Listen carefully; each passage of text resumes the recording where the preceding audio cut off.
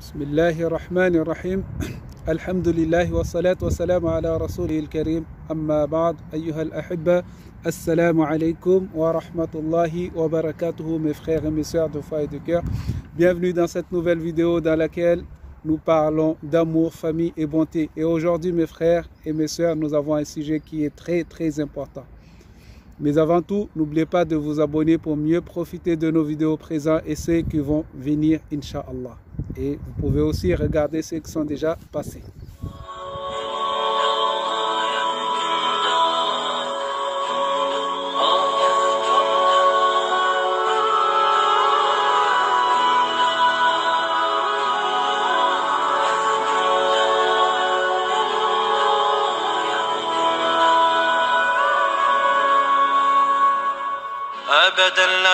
Le sujet d'aujourd'hui est un pervers narcissique. Un pervers narcissique, c'est un sujet qui est traité dans toutes les civilisations. Même dans l'islam, nous avons une grande responsabilité d'en parler. Il faut connaître aussi que le pervers narcissique n'est pas musulman. Un pervers ne peut pas être musulman. Pourquoi? Un pervers, c'est qui? C'est celui qui cherche volontairement à faire le mal, où il est attiré par le mal, à faire le mal. À chaque fois, il a envie de faire le mal et qu'il le fasse, bien sûr. Narcissique, c'est celui qui s'aime. Il est amoureux de lui-même, qui n'aime pas les autres personnes, il s'aime lui-même. Ça, c'est narcissique. Alors, on dit que un pervers ne peut pas être musulman. Pourquoi? Parce que dans la sourate 63, verset 6, Allah subhanahu wa ta'ala dit c'est égal pour eux que tu implores le pardon ou tu ne le fasses pas, c'est égal pour eux.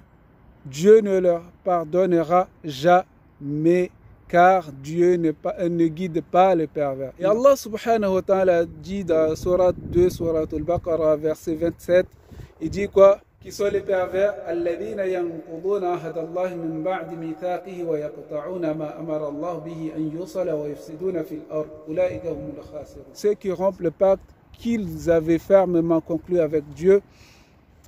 Deuxièmement, ils coupent ce que Dieu a ordonné d'unir. Troisièmement, ils sèment la corruption sur la terre.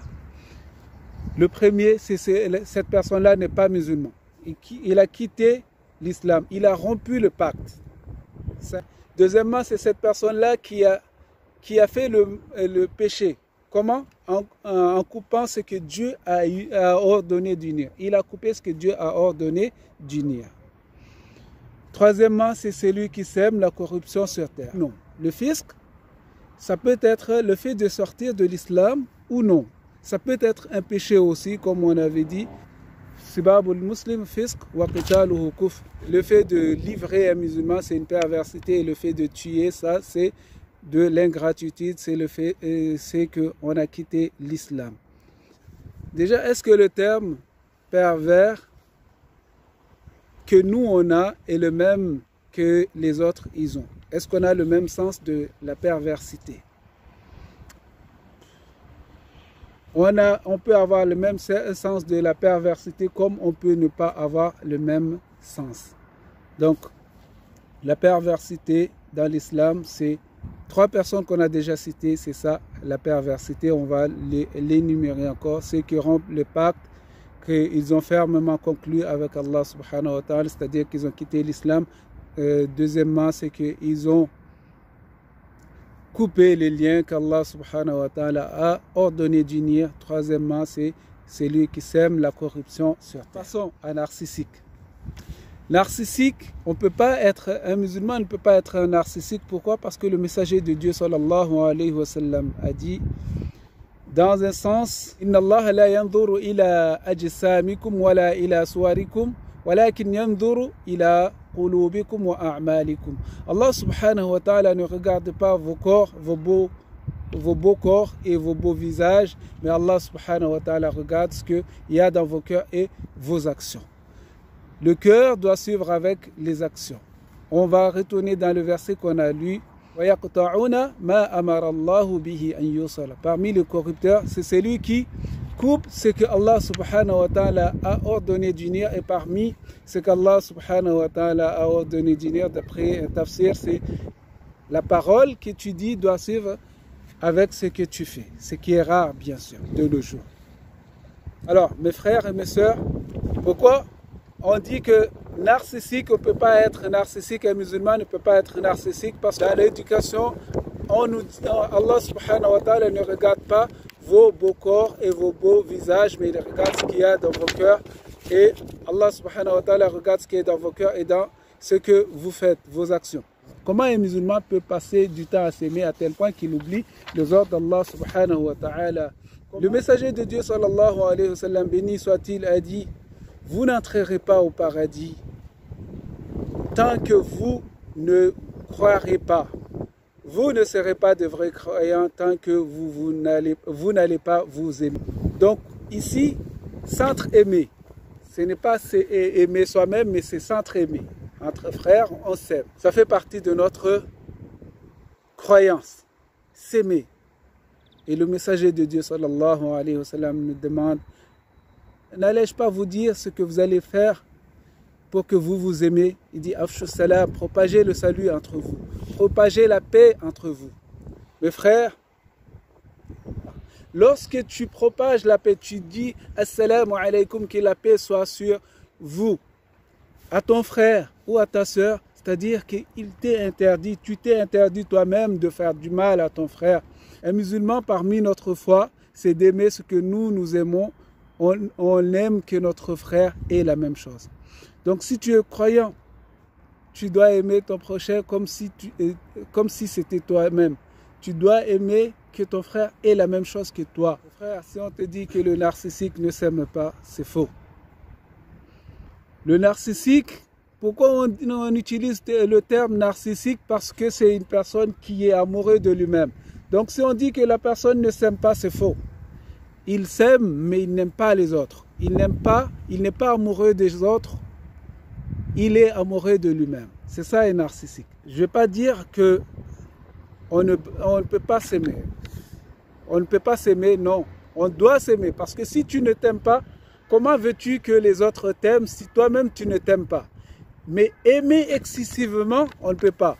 Comment tu veux propager de l'amour si tu n'as pas d'amour pour toi-même? Avant de propager l'amour, il faut avoir l'amour pour soi-même. Donc mes frères et mes sœurs, on ne peut pas être narcissique, mais on doit s'aimer soi-même. S'aimer soi-même, faire du sport et protéger notre corps. Nous protéger du mal des autres, ça c'est notre obligation de nous protéger du mal des autres. Donc s'aimer soi-même, ça c'est une obligation qu'on doit avoir. Moi je ne dis pas qu'on ne doit pas s'aimer, mais excessivement c'est interdit. S'aimer excessivement, qu'on oublie qu'il y a des gens autour de nous, qu'on doit donner de l'amour aux gens qui sont autour de nous, ça ce n'est pas islamique et ce n'est pas à nous de le faire. Si on parle de la perversité narcissique dans un couple, alors dans l'islam on ne peut pas avoir cela. Pourquoi? Parce que le messager de Dieu sallallahu alayhi wa sallam nous a enseigné ceci: wala tuqabbihuha. Et il ne faut pas l'enlaidir, il ne faut pas dire des mots grossiers. Par exemple, un homme qui dit à sa femme: tu es moche ou tu ne sers à rien, des choses comme ça. Dans un couple, un homme n'a pas le droit de dire cela à sa femme. Et inverse aussi, la femme n'a pas le droit aussi de dire cela, mais en général, c'est les hommes qui disent cela à leur épouse, que des mots pour la rabaisser. On n'a pas le droit de rabaisser notre épouse. Il est de notre devoir, parmi le devoir de l'homme envers son épouse, le fait de ne pas le nuire, de ne pas le dire, des choses qui va le rabaisser. On n'a pas le droit de rabaisser notre épouse. C'est parmi notre devoir envers notre épouse, ou le droit de notre épouse envers nous. Nous n'avons pas le droit de la rabaisser. Et mes frères et mes sœurs, l'injustice sera ténèbre le jour de la résurrection. Il faut savoir cela, que l'injustice sera ténèbre le jour de la résurrection. Alors le musulman n'a pas le droit d'être injuste. Le musulman n'a pas le droit d'être injuste, que ce soit envers lui-même, que ce soit envers les autres. On fait exprès de faire du mal aux autres. ce n'est pas islamique et on n'a pas le droit de faire cela. Un musulman n'a pas le droit de faire exprès d'émettre une mauvaise pensée sur son frère ou sa sœur, car la mauvaise pensée est la pire de mensonges. Islamiquement, émettre une mauvaise pensée sur son frère ou sa sœur, c'est le pire de mensonges. Donc on n'a pas le droit d'émettre une mauvaise pensée sur notre frère ou sur notre sœur. Et comme je dis, l'injustice sera ténèbre le jour de la résurrection. Donc on n'a pas le droit d'être injuste envers notre épouse ou notre époux. Qu'on l'a fait exprès pour le faire, on n'a pas le droit de le faire. Alors pour combattre cela, parce que ce n'est pas islamique, parmi le combat qu'on doit se faire, si on se trouve dans ce cas-là, qu'on est pervers, narcissique, on doit se combattre, et parmi les remèdes, c'est faire en sorte qu'on aide à la maison, qu'on soit une aide de notre épouse dans les tâches ménagères à la maison, qu'on participe à cela pour combattre notre ego, bien sûr, pour apprendre à être humble. En faisant cela, pour apprendre à être humble, en faisant les tâches ménagères, peut-être qu'on deviendra humble si on ne le fait pas, bien sûr. Sinon, si on le fait, on se détache un peu, parce que si on le fait trop, après on peut devenir orgueilleux aussi. On va utiliser le terme que notre épouse ne sert à rien, ou bien je ne sais pas quoi. On va utiliser des termes durs, et ça, ce n'est pas bon. Donc, la laisser aussi le faire aussi, faire ses tâches ménagères aussi, et de l'aider, ça c'est important. Parmi les choses qu'on doit faire aussi, à chaque fois qu'on se regarde devant un miroir, on dit Allahumma kama hassanta khalqi fa hassin khuluqi.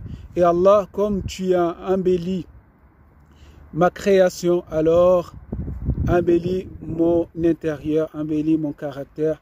Car la plupart des choses qui fait entrer les gens au paradis, c'est la piété, ou on peut dire la crainte de Dieu, et le bon caractère.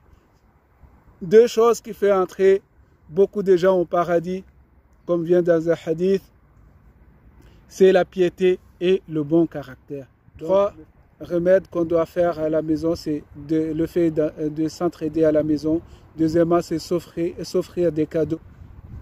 Avec cela, on va s'entre-aimer. Et troisièmement, c'est de regarder devant la glace. Lorsqu'on se regarde devant le miroir, on dit Allahumma kama hassanta khalqi fa hassin khuluqi. Wa jazakumullah khair. Wassalamu alaikum wa ila liqa.